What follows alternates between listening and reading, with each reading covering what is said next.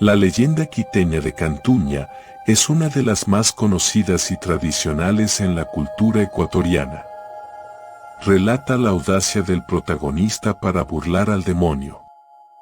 Al inicio de la conquista española, las iglesias eran de las primeras construcciones que se levantaban en las nacientes poblaciones. Es así que de los franciscanos que llegaron a la ciudad, decidieron construir un monumental templo y su atrio.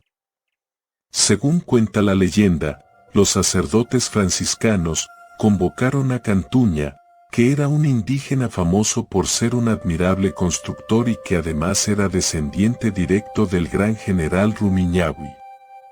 Cuando los franciscanos hablaron con Cantuña, le explicaron los detalles de la iglesia de San Francisco y su atrio, además le impusieron un corto plazo de 6 meses. Si en este tiempo no finalizaba la obra, Cantuña no recibiría el pago y sería llevado a prisión.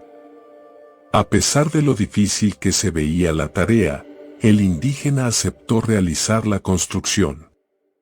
Después de la reunión con los clérigos, Cantuña reunió a una gran cantidad de fuertes trabajadores indígenas que dedicaban su jornada a cargar piedras desde la cantera para construir el templo.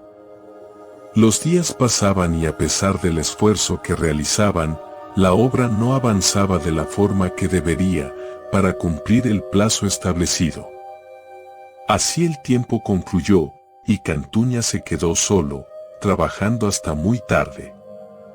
La noche llegó y se dio cuenta que a la mañana siguiente debería entregar la obra, pero a pesar de todo su esfuerzo, el templo no estaba finalizado. La angustia invadió al indígena, se sintió desesperado y no encontraba una solución para su situación. En ese momento, escuchó una voz extraña que se dirigía a él y le decía: Aquí estoy para ayudarte. Comprendo tu angustia y vengo a rescatarte de tu terrible aflicción. Cantuña miró aterrorizado que Lucifer estaba frente a él. El demonio continuó diciéndole: Yo finalizaré la construcción que debes hacer y cuando esté lista la iglesia y el atrio, tú me entregarás tu alma. Debido a que el constructor estaba desesperado, sin encontrar otra salida, decidió aceptar el trato. Acepto el trato, dijo Cantuña. Pero tengo una sola condición, no debe faltar ni una sola piedra en el templo. Entonces te entregaré mi alma. En ese mismo momento, Lucifer llamó a todos sus siervos, y miles de diablillos salieron de los infiernos e iniciaron la construcción a gran velocidad. Así fueron dando forma a la monumental obra arquitectónica. El indígena veía con desesperación cómo la construcción avanzaba con rapidez. Efectivamente, al pasar las horas, el gran atrio estaba culminado, tal como lo ofreciera Lucifer. Cuando llegó el amanecer, Lucifer se acercó al hombre para reclamar su pago, pero sucedió algo inesperado. Al momento de prestarse a llevar el alma del indio, éste lo detuvo con una timorata actitud. Un momento, le dijo Cantuña. No te entregaré mi alma, no has cumplido con el pacto. Debías colocar hasta la última piedra, pero falta una. Bajo el poncho de Cantuña había una piedra, el indígena la había escondido antes de que los demonios iniciaran la construcción. El trato ha sido incumplido, así que no te llevarás mi alma, exclamó airoso Cantuña. Lucifer reconoció con asombro y furia que había sido engañado por un simple mortal y desapareció junto a su legión de diablillos, no sin antes insultar y maldecir al indígena por el engaño. Finalmente Cantuña logró salvar su alma, cumplir el plazo y entregar la maravillosa iglesia y el atrio de San Francisco, que hasta la actualidad se levanta imponente en la ciudad de Quito, manteniéndose infranqueable ante los avatares del tiempo, para ser orgullo perpetuo de todos los quiteños y ecuatorianos. La piedra de Cantuña es una piedra que, según la leyenda, faltó en la construcción del atrio de la iglesia de San Francisco de Quito, debido a un pacto entre el indígena Francisco Cantuña y el diablo. La leyenda cuenta que Cantuña engañó al diablo al esconder la última piedra y escribir sobre ella una frase que reconocía la superioridad de Dios y así salvó su alma. La piedra de Cantuña se dice que está ubicada en el lado izquierdo de la fachada de la iglesia, o que es un desagüe, o que nunca fue encontrada por el diablo. La capilla de Cantuña está ubicada en el costado sur de la iglesia de San Francisco, sobre las calles Cuenca y Benalcázar, en el centro histórico de la ciudad. Hasta 1766 fue conocida como la Capilla de la Veracruz. En ese año Francisco Cantuña mandó a restaurarla y tomó su nombre. Forma parte integral de este impresionante conjunto arquitectónico. Esta capilla, de estructura de una sola nave, cubierta con una bóveda de cañón, guarda una estrecha relación con la historia dual de Quito, que se origina en las culturas indígenas y españolas. Su ubicación en la fachada que da a la plaza de San Francisco la convierte en un punto destacado de interés en la ciudad.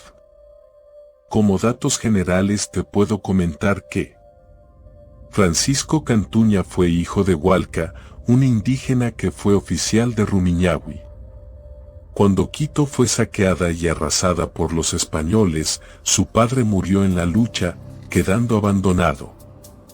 Luego fue adoptado por el español Hernán Juárez, que lo educó en el cristianismo, luego se dedicó a la herrería y cerrajería, oficio que en aquellas épocas eran muy bien remuneradas. Por lo que amasó una gran fortuna y los recursos necesarios para comenzar la construcción de la capilla de Nuestra Señora de Dolores, conocida desde tiempos coloniales como la Capilla de Cantuña, ubicada hasta la actualidad a un lado de la iglesia de San Francisco. Francisco Cantuña murió en el año 1574 en la ciudad de Quito. Se sabe que en el claustro franciscano hay una lápida que dice: "Esta es la sepultura de Francisco Cantuña y sus herederos". Su testamento reposa en el Archivo Nacional de Historia. La puerta del convento de San Francisco fue un trabajo exclusivo de Francisco Cantuña. La capilla de Cantuña tiene una historia de 5 siglos. Su restauración se llevó a cabo desde julio de 2018 hasta el 5 de junio del 2019.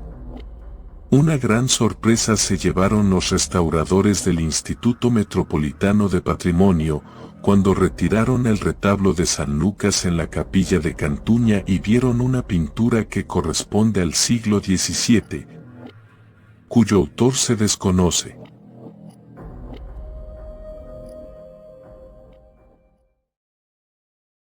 La Iglesia del Terror. En el pequeño pueblo de Albertwood, perdido entre las montañas, se alzaba una antigua iglesia de piedra, rodeada de un silencioso y misterioso cementerio. La iglesia había sido abandonada hace décadas, supuestamente debido a la presencia de extraños sucesos inexplicables que atormentaban a todos sus feligreses. Un oscuro rumor se extendió por el pueblo. Se decía que los espíritus inquietos de antiguos sacerdotes y feligreses todavía deambulaban por los pasillos de la iglesia. Incluso algunas personas afirmaban haber escuchado lúgubres cantos gregorianos en las noches de luna llena. Un día de tormenta, 3 amigos, Jorge, Adriana y Juliana, decidieron investigar la iglesia abandonada. Ignorando las advertencias de los lugareños, entraron en la oscura y polvorienta sede Una sensación de frío intenso los envolvió al cruzar las puertas. Mientras exploraban el lugar, escucharon pasos y susurros provenientes del confesionario. Intrigados, se dirigieron hacia allí, desafiando el temor que los embargaba. En el confesionario vieron una figura borrosa, vestida con hábito religioso, que desapareció en un parpadeo. Asustados, pero decididos a descubrir la verdad, continuaron su incursión. Finalmente encontraron un antiguo ático, al que ascendieron por una estrecha escalera. Al ingresar, se vieron envueltos por un intenso y gélido aire. En medio del ático descubrieron un antiguo libro con páginas amarillentas que emanaba una extraña y siniestra luz. Cuando Juliana abrió el libro, descubrieron que estaba escrito en una extraña lengua arcaica. De repente, sintieron un golpe reverberante en el suelo. De las sombras emergieron los espíritus de los antiguos sacerdotes y feligreses. Con rostros desfigurados y gestos de desesperación, fueron rodeados por una niebla oscura y helada que los paralizó del terror.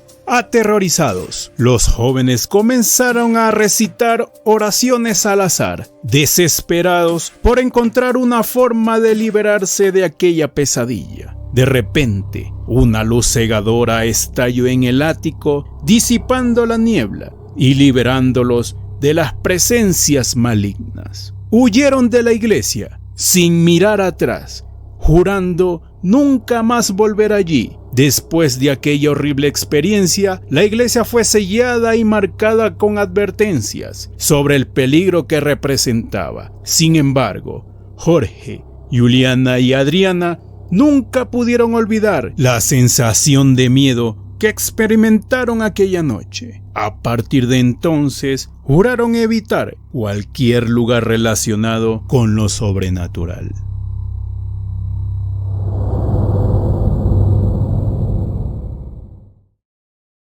La maldición de mi exnovia. Hace 3 años conocí a Carolina. Ella era una mujer muy hermosa, de ojos verdes y cabello oscuro, y me enamoré perdidamente de ella en el instante en que nos conocimos. Durante los primeros meses de nuestra relación, todo era perfecto. Sin embargo, a medida que pasaba el tiempo, empecé a notar ciertos comportamientos extraños en Carolina. A menudo, Carolina parecía estar perdida en sus pensamientos, como si estuviera preocupada por algo que no quería compartir conmigo.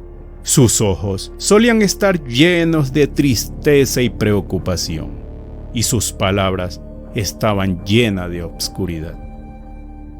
Me inquietaba mucho verla así, pero cada vez que le preguntaba qué le pasaba, ellas simplemente me decían que eran cosas de su trabajo y que no debía preocuparme. A medida que pasaban los meses, la relación se volvió cada vez más tensa. Carolina se volvió más distante y reservada, y nuestras discusiones se volvieron más frecuentes. No entendía qué le pasaba, pero sabía que algo no estaba bien. Decidí investigar un poco por mi cuenta y descubrí que Carolina había estado involucrada en un culto oscuro hace varios años. Pensé que esto podía explicar su comportamiento extraño y su aura pesada. Su pasado la había atrapado y ahora sufría las consecuencias. Sin embargo, decidí confrontarla sobre todo esto, y ella, en lugar de negarlo o explicarlo, simplemente me miró con ojos tristes y susurró: «Estoy maldita». Aquellas palabras resonaron en mi cabeza durante días. La maldición de Carolina estaba afectando nuestra relación y yo no sabía qué hacer al respecto. Intenté investigar más sobre el culto y la maldición, pero no encontré ninguna respuesta clara. Estaba desesperado. Una noche, mientras Carolina dormía, decidí llamar a un experto en lo paranormal para que investigara lo que estaba sucediendo. El experto llegó a nuestra casa y realizó una serie de rituales y hechizos para deshacer la maldición. Sin embargo, al final de la sesión, nos informó que la maldición era demasiado poderosa y que necesitaba más tiempo para descifrarla. Los días pasaron lentamente mientras esperábamos a que el experto encontrara una solución. Carolina se volvió cada vez más débil y enferma, y yo me sentía impotente ante su sufrimiento. Finalmente, una tarde, el experto regresó con una sonrisa en su rostro. Descubrió que la única forma de romper la maldición era encontrar un antiguo amuleto que se había perdido hace siglos. Su búsqueda nos llevaría a una antigua mansión abandonada en las afueras de la ciudad. Sin pensarlo dos veces, nos dirigimos hacia allí. La mansión estaba en ruinas y envuelta en un aura de obscuridad. Mientras nos adentrábamos en sus pasillos oscuros, podíamos sentir la presencia de algo malévolo acechando en las sombras. Pero estábamos decididos a encontrar el amuleto y liberar a Carolina de su maldición. Finalmente, después de horas de búsqueda, encontramos una habitación secreta oculta en el sótano. Allí, en un pedestal, yacía el antiguo amuleto. Carolina tomó el amuleto entre sus manos temblorosas y en ese momento sentí una explosión de energía a nuestro alrededor. La maldición se rompió finalmente y Carolina volvió a ser la mujer radiante y amorosa que conocí hace 3 años. Estábamos aliviados y agradecidos, pero también nos dimos cuenta de que nuestra relación había sufrido demasiado y no había vuelta atrás. Decidimos separarnos, cada uno siguiendo su propio camino. Carolina se mudó a otra ciudad en busca de una nueva vida y yo continué con la mía, llevando conmigo la historia de la maldición de mi exnovia y la experiencia de lo desconocido.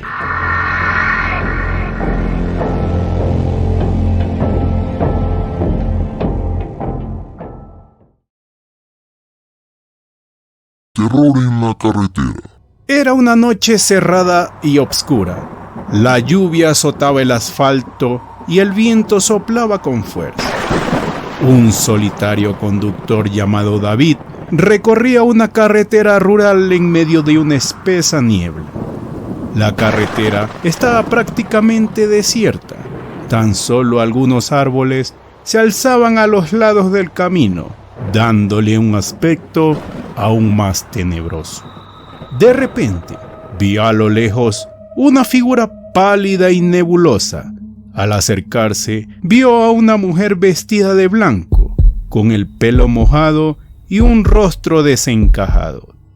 David disminuyó la velocidad e intentó hablar con ella, pero la figura desapareció en la neblina. Perturbado, siguió su camino. Sin embargo, la sensación de incomodidad no lo abandonaba.